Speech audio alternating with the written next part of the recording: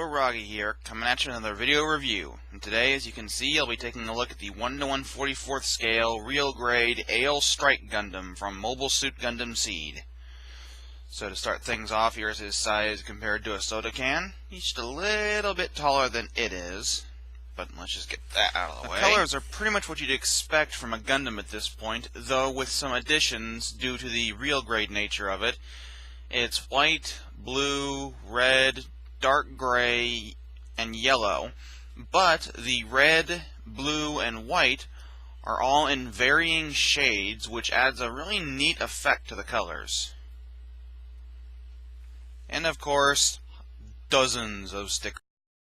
Posability on this guy is really extensive, though some of it isn't as good as it could be. I'll explain that when we get to it. So to start things off, he's got a ball joint in his head, so his head can move back and forth, side to side, and rotate.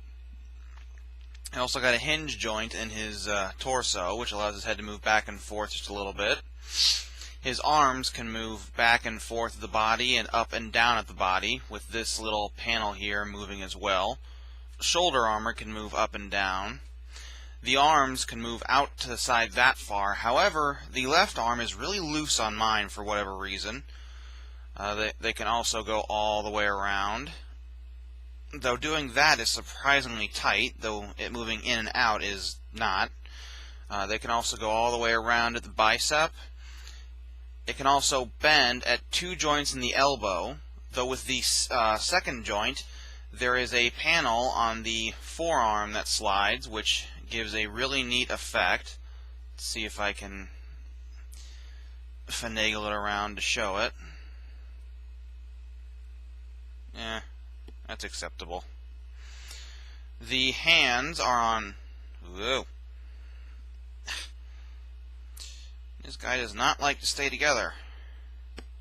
It's like my only complaint with these real grades. They like to fall apart. The hands are on ball joints. They can move in and out, side to side, and rotate. They also have a little hinge joint here in the wrist, allows them to move back and forth. It can also tilt back and forth with a hinge right here in the hand. The thumbs, index finger, and these three fingers are all on ball joints. They can move in and out, rotate just a little bit. And the first knuckle there on each finger can also move, which is really neat. The cockpit can open. So all you have to do is take this panel here, just kind of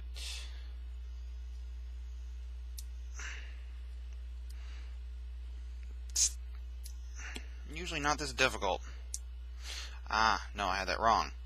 You have to take this blue piece, pull it out, angle it up like that.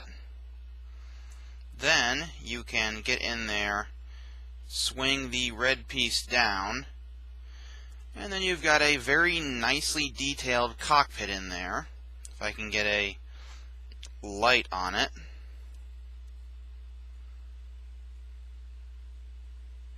It's very nicely detailed for the scale. Just get that closed up. There is a ball joint here in the upper torso, side to side, back and forth, all that good stuff. A ball joint here at the waist, so rotate, back and forth, all that. Both front skirts are individually articulated, so they can move up and down, in and out, back and forth. The side skirts are a little tricky because they're actually mounted on an individual panel that goes across the waist. As you can see, they kind of jiggle a little bit, but they can move in and out, rotate just a little bit, and turn. There's also this panel here that can fold out, but that's for later.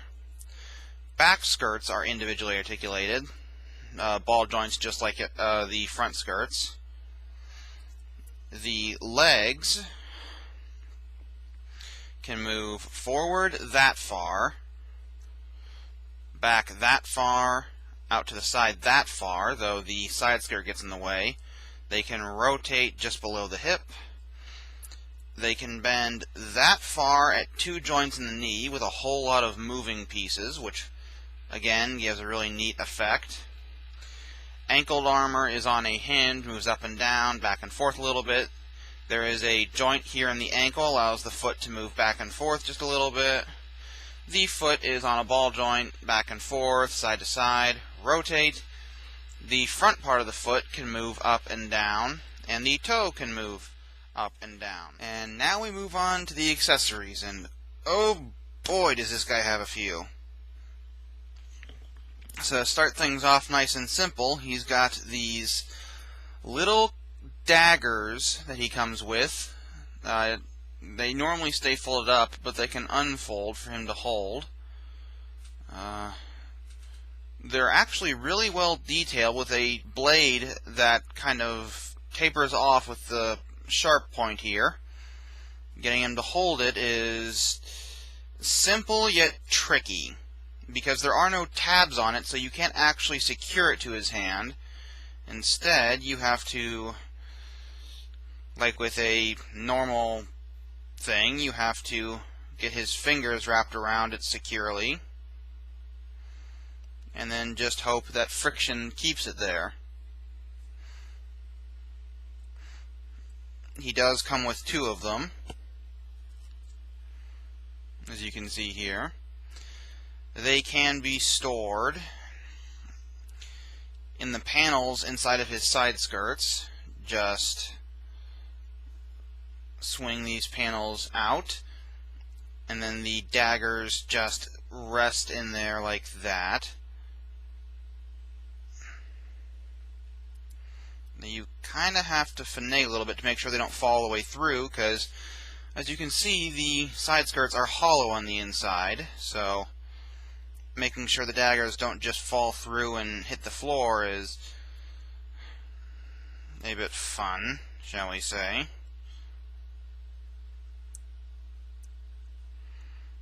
But once you get them in there, they're not coming out unless you pull them.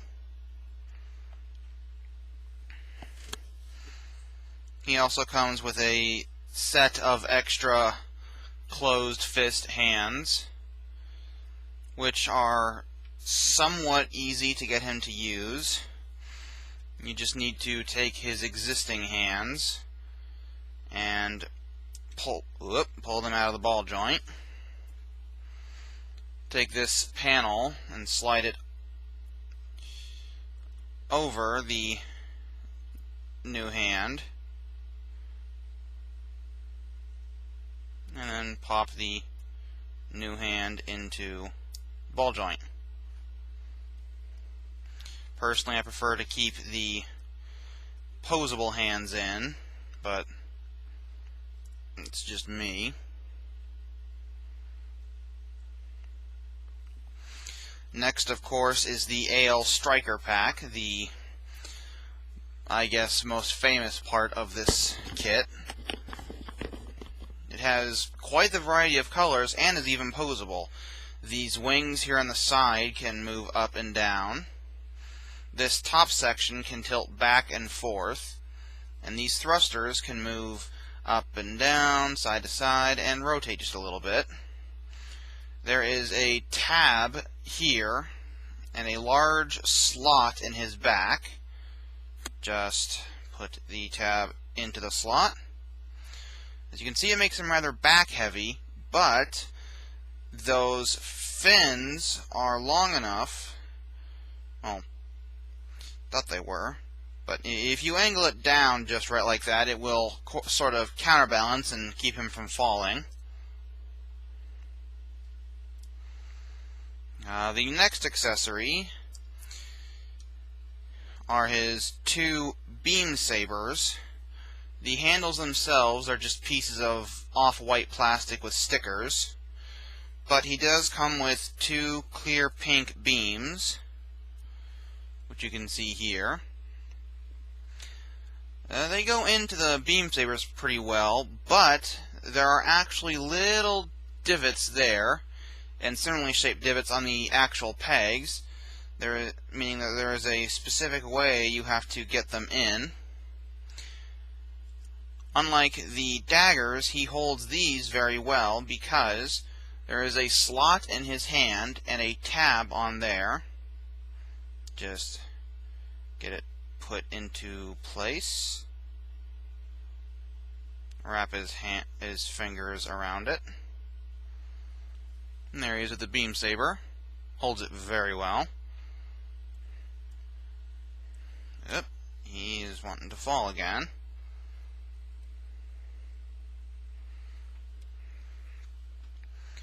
Naturally, they can be stored on the model. There are these little ports on the Ale Striker pack. You just slide the top of the beam saber handle in.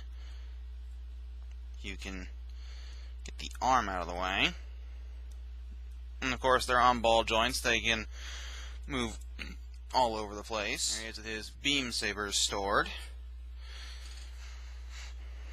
Just move him back a little bit. Up next is his shield, which is extremely well detailed and has lots of stickers in the back. It's got this mount here, which is on a ball joint, can in and out, side to side, and even extend out for various poses. The attachment joint's on a hinge, and then the handle here is also on a hinge. Getting him to hold it, or equip it, isn't too difficult. There is a port on the back of his elbow. Just plug the peg into the port. And that is relatively enough to get him to hold it, but just for the sake of looks, I like to get the handle into his hand, like that, and then just wrap his fingers around it. Makes it look more secure. And then finally he has his beam rifle, which is made of a off-white and dark gray plastic with a hilt that moves side to side here. Getting him to hold it is interesting. Inside the grip there is a... hang on, let's see if I can get my camera to focus properly. Inside the grip there is a tab here that you have to swing out, and it's not always easy to do.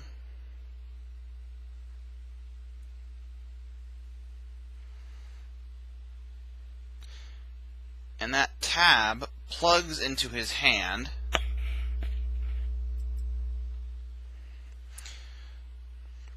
And so you have to get it around his fingers and also simultaneously work that tab into the slot in the palm of his hand.